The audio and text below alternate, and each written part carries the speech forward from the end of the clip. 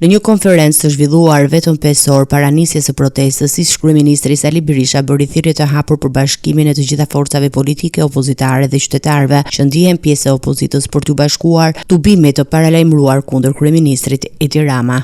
Ftoj të gjitha forcat politike opozitare, të gjitha ata që ndjehen opozitar, pavarësisht nga dallimet që kemi, të bashkohemi sot për t'u dëshmuar shqiptarëve dhe botës se nuk ka forcë që të ndaloj dhe ta pengoj pa përmbysur regjimin më armiqësor, më të keq që shqiptarët kanë njohur në histori. Berisha u shpreh se protesta shënon nisjen e një procesi të pandalshëm politik dhe se pritet të jetë një kthesë e madhe në skenën politike shqiptare. Tu kemi të bëjmë me një puç antikushtetues. Ai pasi mori pushtetin gjyqësor me një vendim korruptiv të gjykatës kushtetuese, ai mori parlamentin, pushtetin e parlamentit. Ai theksoi se përfundimi i këtij procesi do të vijojë ose me largimin e kryeministrit nga pushteti ose me shuarjen e opozitës. Zbresim në shesh, pasi Edi Rama përdori gjykatën kushtetuese, organin më të lartë, për të firmosur licencën e vjedhjeve të tij dhe qeveritarëve të tij pa u shqetësuar. Dolëm në shesh pasi Edi Rama bllokoi tentativën e fundit të prokurorëve